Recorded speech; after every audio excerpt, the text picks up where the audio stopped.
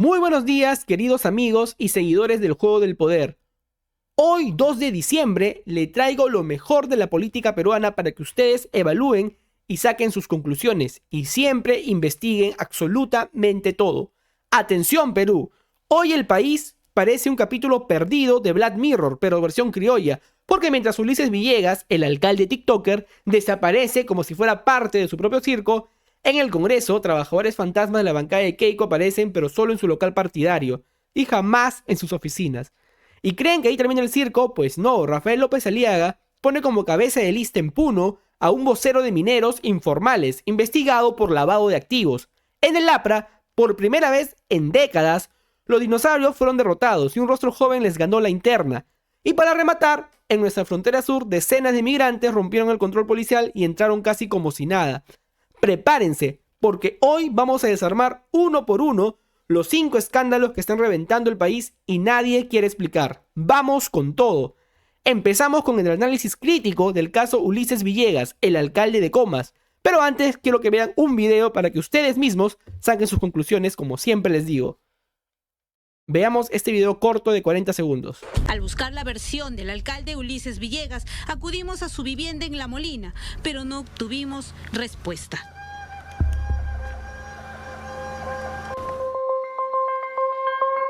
El caso de Ulises Villegas deja al descubierto cómo los vínculos políticos y empresariales pueden torcer la gestión pública.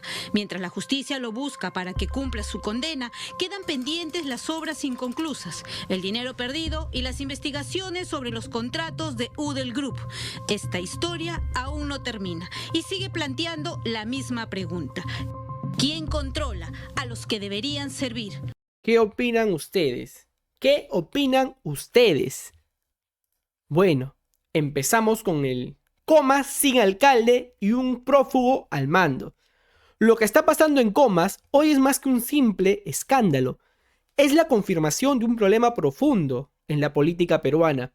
Autoridades que predican anticorrupción, pero cuando la justicia los alcanza, se esfuman, desaparecen, huyen.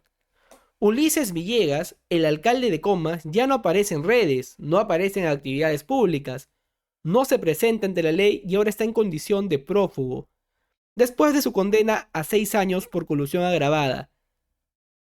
Bueno, y lo más grave, Comas está literalmente sin alcalde. Los hechos duros, sentencia firme y fuga evidente. La primera sala penal de apelaciones de Lima Norte ratificó la condena de Villegas y ordenó su captura inmediata. Desde ese momento, solamente publicó un TikTok excusándose, no hay información oficial de su ubicación, no ha acudido voluntariamente a ponerse en derecho y el INPE no registra ingreso y no informa sobre el operativo de captura. No hay ni un informe sobre su captura. Todo apunta a lo mismo, está evadiendo la justicia, pese a que la sentencia ya no admite cuestionamientos.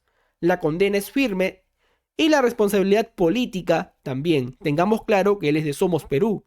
Tengamos claro ello. La comuna acéfala, un vacío de poder que afecta a más de 500.000 vecinos comenios. Comas es uno de los distritos más grandes del país, con problemas urgentes: inseguridad, caos urbano, basura, comercio informal, obras paralizadas. Hoy ese distrito está sin autoridad, porque un alcalde condenado y prófugo no puede ejercer funciones. Y aquí aparece la primera gran negligencia institucional. ¿Dónde está el procedimiento urgente para asegurar la continuidad del gobierno local? ¿Qué debe pasar ahora? La ley es clarísima. El Poder Judicial debe remitir de inmediato la sentencia consentida al Consejo Municipal de Comas. Y se debe declarar la suspensión o vacancia del cargo. Debe convocar a la teniente alcaldesa Carmen Acuña Jara, quien debe asumir como alcaldesa de Comas. No es opcional, no es político, es legal. Un distrito no puede quedar en manos de un prófugo que, además de estar escondido, ya esté inhabilitado para ejercer cargo público por decisión judicial. Por 5 años lo han inhabilitado. El problema de fondo: el discurso y la hipocresía anticorrupción. Villegas hablaba de transparencia, de trabajo social, de orden y de moralidad. Pero hoy su caso demuestra algo muy sencillo. En el Perú, mientras muchos solo hablan de anticorrupción mientras no les toca a ellos. Cuando los hechos los alcanzan, escapan, se victimizan o acusan persecución. Lo vimos con funcionarios anteriores y lo vemos de nuevo aquí. Lo más preocupante es cómo partidos como Somos Perú, que predican ética y luchan contra la corrupción, siguen arrastrando casos así, sin deslindes claros ni decisiones firmes. Esto no solo afecta al distrito, erosiona la confianza pública y refuerza el mensaje de impunidad. Conclusión política: la justicia tiene que actuar hoy, no mañana. Comas no puede seguir siendo gobernado por un prófugo detrás de una pantalla apagada. La justicia debe hacer efectiva su captura. El Poder Judicial debe enviar la sentencia ya al comité de Comas. Debe enviar la sentencia de una vez a la municipalidad de Comas, al Consejo Municipal, para que puedan ejercer su suspensión. También por ahí deben mandar al Jurado Nacional de Elecciones. Porque si un distrito de 500.000 de personas puede quedar acéfalo por días, entonces la institucionalidad está fallando. Y si permitimos que un alcalde sentenciado siga despachando como si nada, aunque sea virtualmente, estamos normalizando la corrupción y debilitando el Estado. La lucha contra la impunidad no se hace con discursos, se hace con decisiones valientes, con autoridades presentes y con justicia efectiva. Trabajadores fantasmas en Fuerza Popular. Esto es el segundo tema que quiero ver, y antes les quiero mostrar también un video para que ustedes puedan entender el contexto. Esto fue revelado por Cuarto Poder el domingo. Entonces quiero que ustedes lo vean, por favor, para que ustedes también saquen sus propias conclusiones. Pónganme el video. Ella es Yerali Ulloa. Ella trabaja, de acuerdo a lo que hemos podido revisar, en la comisión Brain, pero ella se encuentra en este momento aquí, en este local. Bienvenido al Congreso de la República. Comisión Brain, buenas tardes. Estoy tratando de comunicar con la señorita Yerali Ulloa. No, aquí no hay ni una Yerali Ulloa. En el Congreso no los conocen. En los pasillos del Parlamento nadie los ha visto. Nadie sabe de ellos. Incluso sus propios jefes, los congresistas, no los recuerdan. 11:37 de la mañana y está llegando al local del Partido de Fuerza Popular aquí en Santa Beatriz, Jorge Llerena, Portugal. Él es auxiliar en el despacho de la congresista Auristela Obando, de la bancada fujimorista. ¿Usted conoce a la persona llamada Jorge Llerena, Portugal? No, nunca lo he escuchado. ¿Ha escuchado ese nombre? ¿Por qué? ¿Quién es? La congresista dice no reconocerlo, pero los registros de la planilla del Congreso de la República la contradicen. Jorge Llerena, Portugal, figura como su trabajador. Mes a mes, su sueldo llega puntual a sus cuentas bancarias. Son 3 los trabajadores de despachos relacionados a Fuerza Popular captados por Cuarto Poder en diferentes días. La verdad es increíble lo que pasa en nuestro país. ¿Cómo es posible que la misma congresista, que supuestamente es su jefa, diga de que no lo conoce? O sea, estamos hablando de corrupción a grandes rasgos. O sea, ni siquiera se ponen de acuerdo para poder dar una versión final. Es increíble lo que pasa en nuestro país. Hoy tenemos un caso grave que desnuda cómo se maneja el poder en el Perú. Trabajadores del Congreso realizando actividades partidarias de Fuerza Popular en pleno horario laboral. Esto no es un error administrativo ni un malentendido. Es uso de recursos públicos para beneficiar a un partido político en campaña. Algo que está absolutamente prohibido por la ley y que mengua la confianza en nuestras instituciones. Trabajadores del Congreso dentro del local de Fuerza Popular. Según Cuarto Poder, al menos 3 trabajadores parlamentarios fueron captados dentro del local de Fuerza Popular en Santa Beatriz durante horas de trabajo. Yerali Ulloa de Paz, supuesta trabajadora de la comisión del Brain, pero en la comisión nadie lo conoce, como ya se demostró en el video. Jorge Llerena, Portugal, asignado al despacho de la congresista Auristela Obando, aunque ella primero dijo no conocerla, luego se acordó. Leticia Leiva Bailón, asesora de un congresista, captada coordinando e ingresando al local partidario por largas horas. Además, apareció Carmen Paucará, es funcionaria parlamentaria y actual dirigente del partido, involucrada en el histórico caso Cocteles.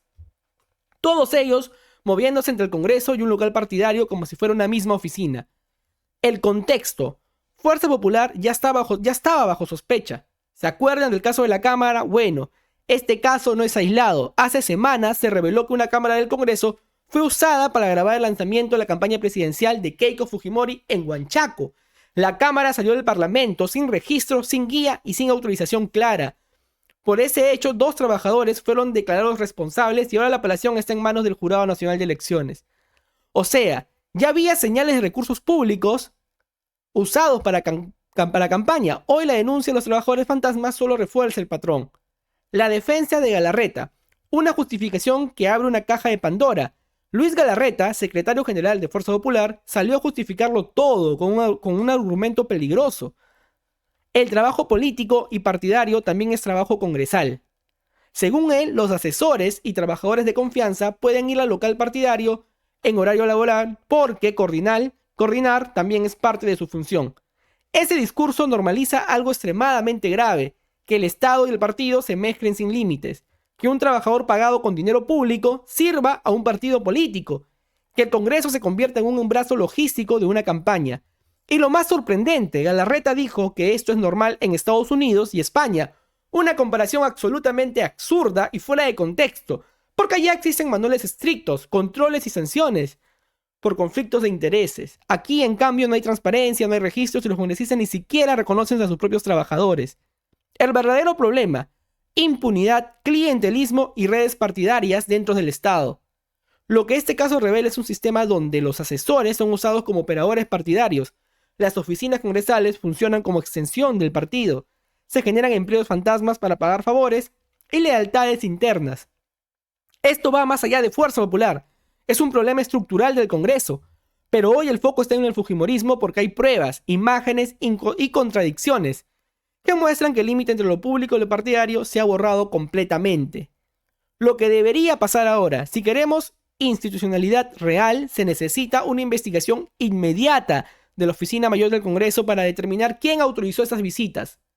Revisión de asistencia, licencias y control de horario de los trabajadores implicados. Intervención del Ministerio Público si se confirmara un uso indebido de recursos públicos. Una señal clara del Congreso que en un partido político no puede tratar al Estado como su oficina alterna. Porque cuando los recursos públicos se usan para favorecer campañas, se destruye la confianza del Congreso y en la democracia misma. Y si no hay consecuencias, este escándalo será un solo capítulo más en la larga lista de abusos del poder que el país sigue tolerando. Bueno, ahora quiero tocar el tema de Rafael López Aliaga. El vocero de Mineros Informales encabeza la lista de Renovación Popular en Puno. Vamos a hablar de este tema.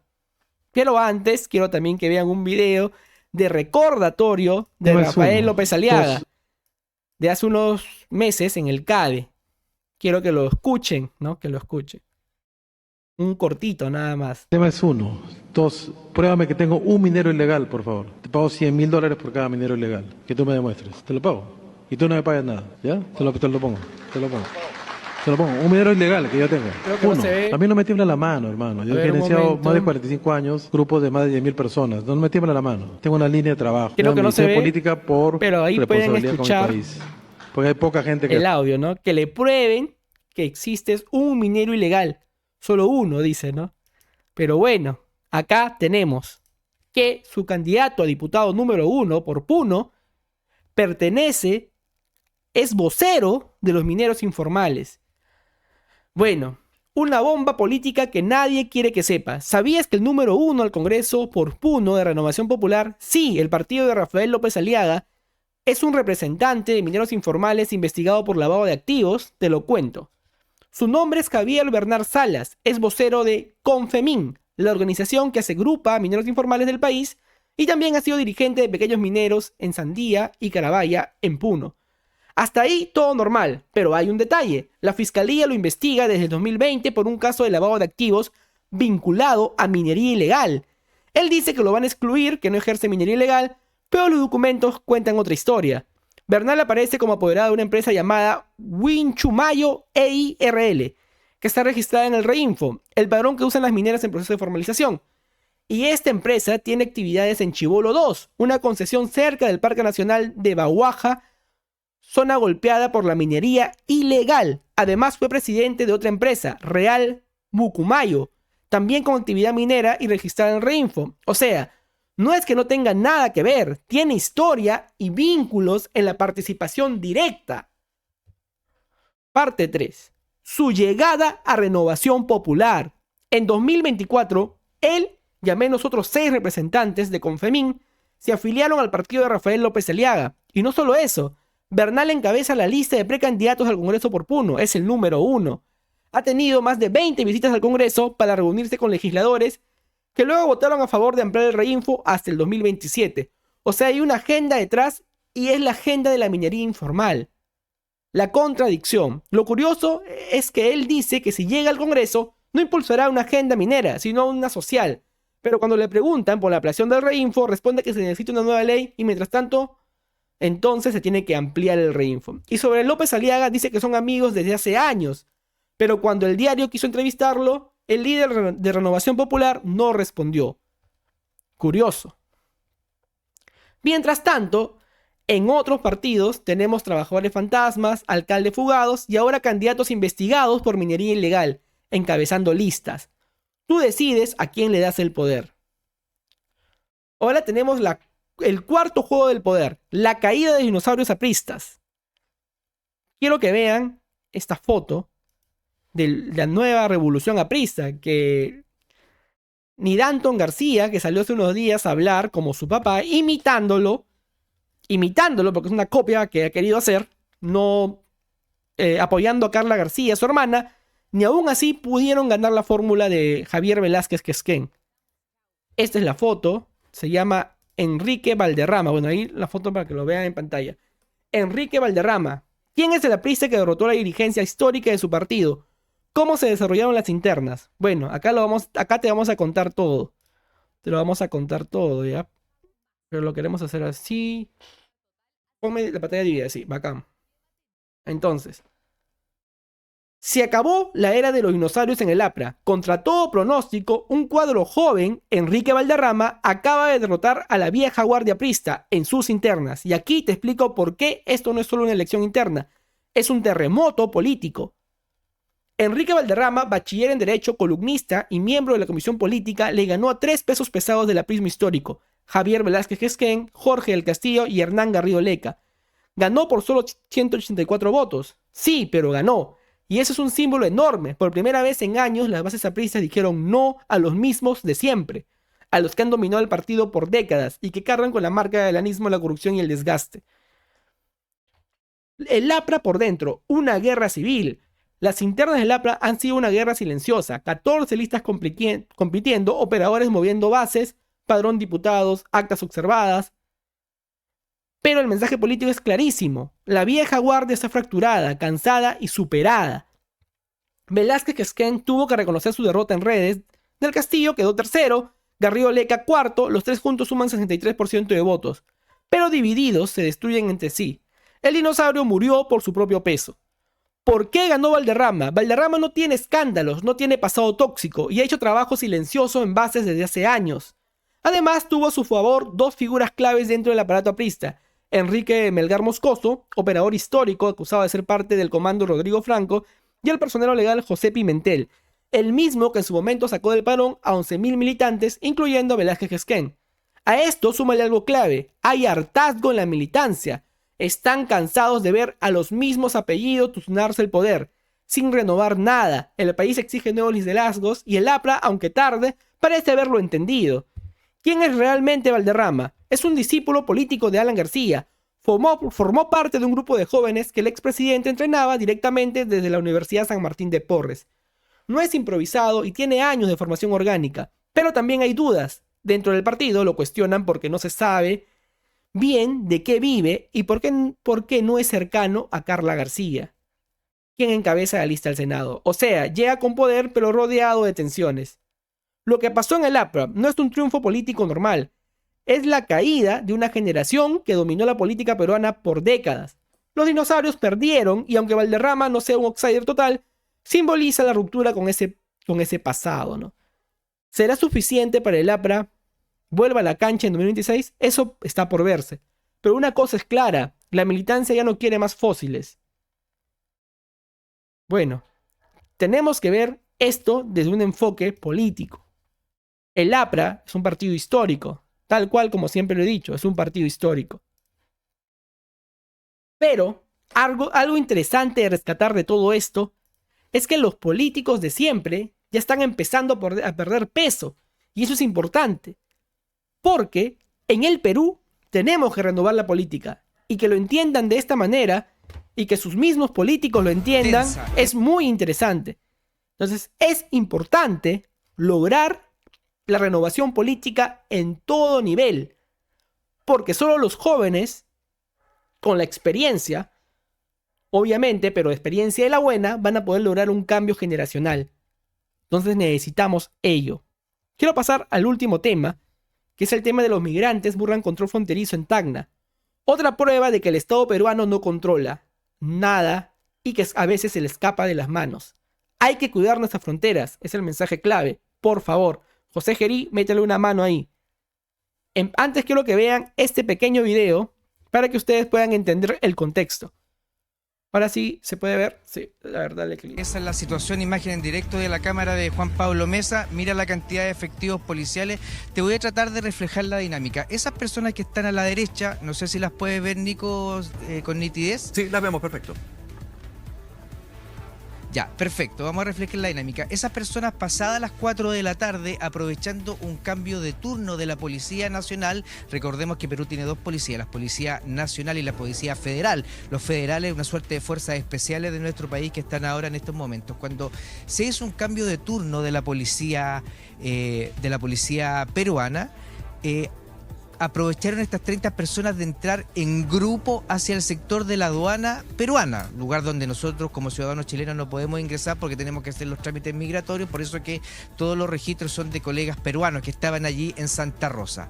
Ingresaron, trataron de forzar una de las entradas en medio de la desesperación para tratar de intensa. ¿Qué opinan ustedes? ¿Qué opinan ustedes?